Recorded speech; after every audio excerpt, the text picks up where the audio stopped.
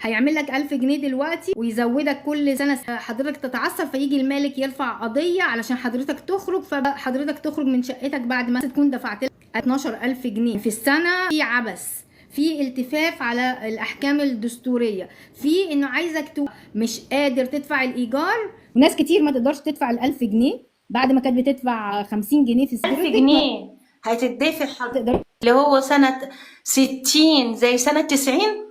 يعني في ناس حضرتك بتاخد معاش 2000 جنيه و2000 ونص، ازاي تدفع 1000 جنيه؟ ده جنان. من 5 سنين ده اللي هو تدفعي كل سنه 15% زياده، وبعد 5 سنين هيخرجي. الدستوريه قالت امر فيه امتداد لجيل واحد.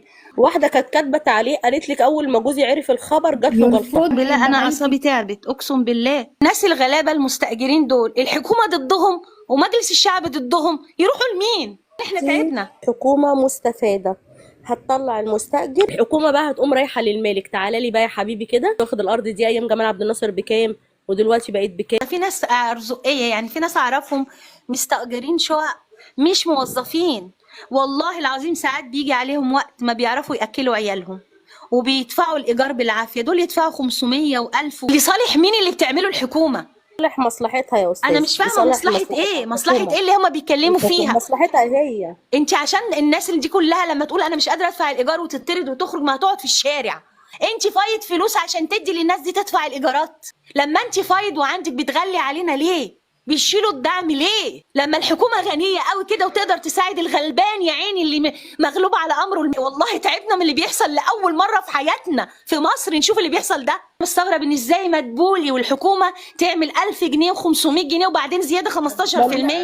يعني ازاي حد معاشه 2000 جنيه يدفع 1000 جنيه ايجار يعني؟ وكمان كل سنه هيزيد، هو المعاش بيزيد حتى لو زاد كل سنه، ما هي الاسعار بتزيد، يعني الاسعار بتاخد الزياده من المعاشات. وازاي تزيدوا اكتر من التجاري واكتر من الاعتباري اللي هم بيكسبوا؟ ازاي السكن اكتر الناس بتدفع فلوس هو السكني؟ ازاي يعني؟ مش استثمار السكني، انا بدفع فيه ما باخدش منه، ما بستفدش منها غير ان انا امني واماني قاعده فيها امني واماني. ايه 1000 جنيه؟ 1000 جنيه يعني واحد على المعاش ياخد بالكتير 1500 جنيه، هيدفع منهم 1000 جنيه. اقسم بالله انا باخد 1600 جنيه. ايه 1000 جنيه للمدينه و500 جنيه للقريه؟ طب ما هو ممكن اللي قاعد في القريه ده قاعد في فيلا، واللي قاعد في المدينه قاعد في اوضه كتير، مش هتقدر تدفع ال1000 جنيه دي. وال1000 جنيه اللي هندفعها الناس هتدفع من ايه؟ كفايه اليومين واللي هتدفع منين يعني؟ معاشاتنا قد ايه؟ هتدفع دواء ولا هتدفع؟ احنا معاشاتنا قد ايه؟ وبعد كده بقى احنا اللي كنا بنصلي واحنا اللي جايبين عداد الميه والكهرباء والبتاع، ما شفتش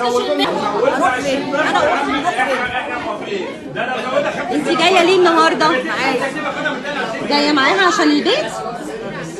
مفيش، كل حاجه هتبقى كويسه. احنا معاشاتنا على قدنا ومصينين البيوت بايدينا، هنروح فين؟ احنا